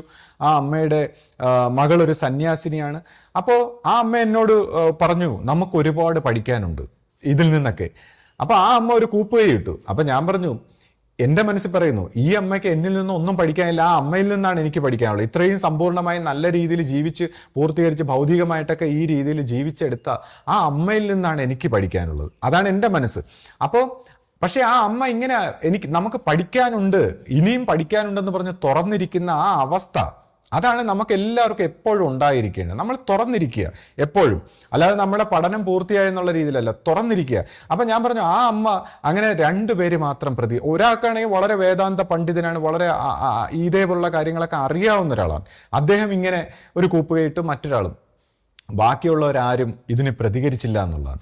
അതേസമയം ഞാൻ പറഞ്ഞു, എൻ്റെ വീട്ടിൽ ഗുരു വന്നപ്പോൾ എല്ലാവരിലൂടെയും ഗുരു വരുന്നതായിട്ട് എനിക്കൊരു അനുഭവം ഉണ്ടായി. ഓരോരുത്തരും വരുന്നവരിലൂടെ ഗുരുവാണ് വരുന്നതെന്നുള്ള ഒരു അനുഭവം, എൻ്റെ ഭക്തിസാന്ദ്രമായ ഒരു അനുഭവം ഷെയർ ചെയ്തപ്പോൾ അതിലെല്ലാവരും പ്രതികരിച്ചു, കൂപ്പുകയിട്ടു, വളരെ സന്തോഷം. അപ്പം എല്ലാവരും ഗുരുവാണെന്ന് ഞാൻ പറയുമ്പോൾ അത് അവർക്ക് സന്തോഷമാണ്.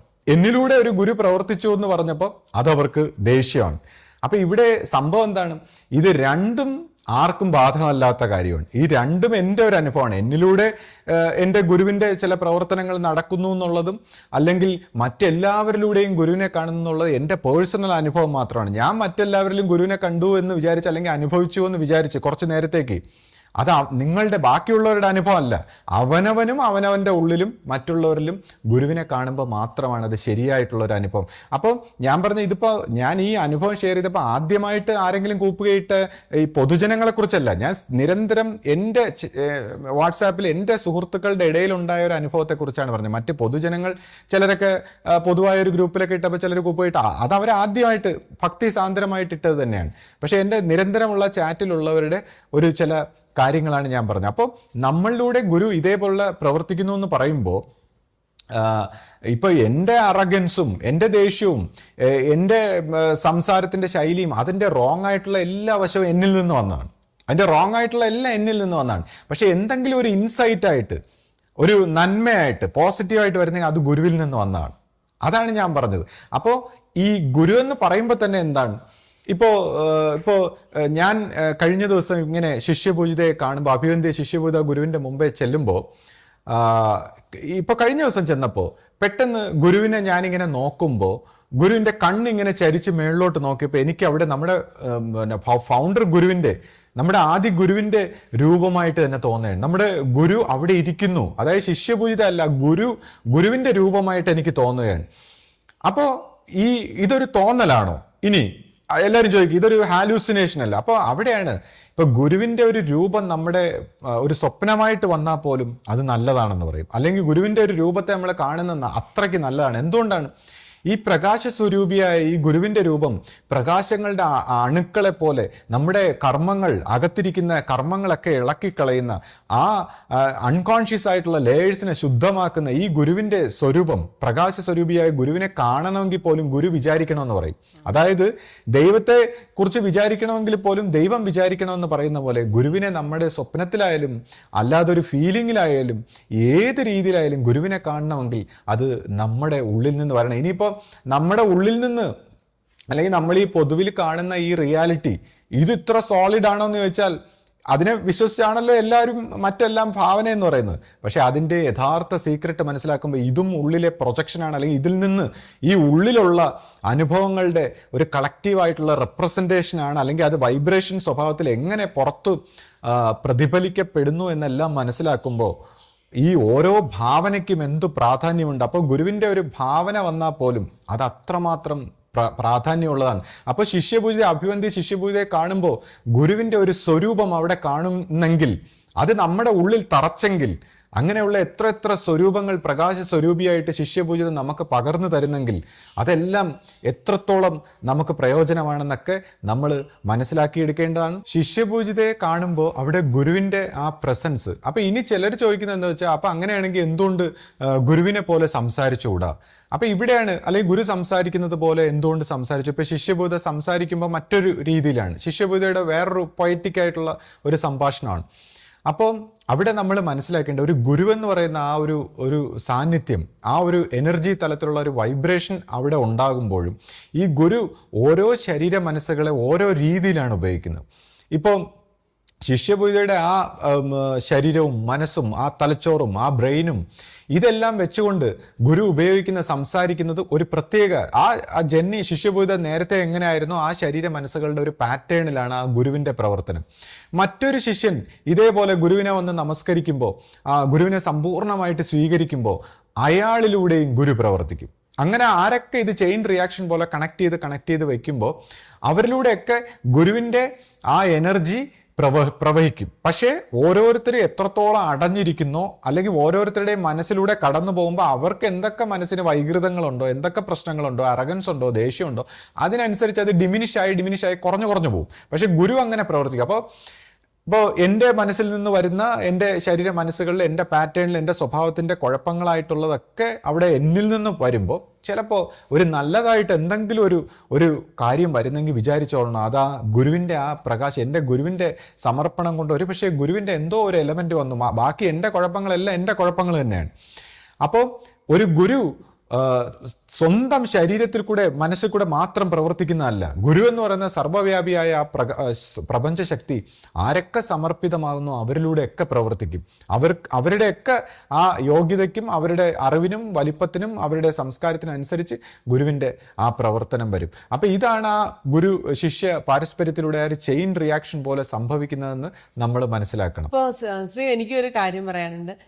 കഴിഞ്ഞ ദിവസം ഇപ്പോൾ ശ്രീ പറഞ്ഞല്ലോ, ശ്രീക്ക് പെട്ടെന്ന് ഗുരു ഇങ്ങനെ നോക്കുന്ന പോലെ കണ്ണുകൾ ഇങ്ങനെ ഗുരുവിൻ്റെ ആ ഒരു സാമീപ്യം പെട്ടെന്ന് അനുഭവപ്പെട്ടെന്ന് പറഞ്ഞല്ലോ. അപ്പോൾ അതേ സമയത്ത് അത് ഞാൻ അറിയുന്നില്ല, ഞാൻ തൊട്ട് പുറകിൽ നിൽക്കുകയാണ്. പക്ഷെ എനിക്കും അതേ സമയത്ത് ഞാനും അങ്ങനെ ഒരു അനുഭവമായിരുന്നു എനിക്കും. കാരണം ഞാൻ കൊച്ചുകുട്ടിയായിരിക്കും പോലും ഗുരുവിനെ കാണുന്നുണ്ട്. ആ ഗുരുവിൻ്റെ അടുത്ത് നമ്മളിങ്ങനെ കൊച്ചു കുട്ടികൾ കൊഞ്ചുമല്ലോ. അപ്പം ഞാൻ ഗുരുവിനെ കാണുമ്പോൾ എപ്പോഴും ഇങ്ങനെ തലയാട്ടും. അപ്പം എന്നെ കളിയാക്കിക്കൊണ്ട് ഗുരുവും തിരിച്ച് തലയാട്ടും. അപ്പം ഇങ്ങനെ അങ്ങോട്ടും ഇങ്ങോട്ടും തലയാട്ടിക്കൊണ്ട് കുറച്ച് നേരം നിൽക്കും. അവസാനം ഗുരു ഇങ്ങനെയൊക്കെ കാണിച്ചിട്ട് എങ്ങനെയെങ്കിലും ആണ് ആ ഒരു ഇത് മാറുന്നത്. ആ ഒരു ഇതിൽ നിന്ന് ബ്രേക്ക് ചെയ്യാൻ നമുക്ക് പറ്റത്തില്ല കൊച്ചുകുട്ടിയായിരിക്കുമ്പോൾ. ഇപ്പോൾ വലുതായപ്പോഴും ഞാൻ അങ്ങനെ കാണിക്കുമായിരുന്നു. അപ്പോൾ ഗുരു പറയായിരുന്നു, മോനെ അത് ഇപ്പം വലിയ പെൺകുട്ടിയായി, അപ്പോൾ ഇനി അങ്ങനെ കാണിച്ച ആൾക്കാർ മോനെ കളിയാക്കുമെന്ന് പറഞ്ഞ് ഗൗരവമായിട്ട് നിൽക്കണമെന്ന് പറഞ്ഞിട്ട് പിന്നെ ഞാൻ ആരുടെ മുമ്പിൽ വെച്ച് അങ്ങനെ കാണിക്കാറില്ല.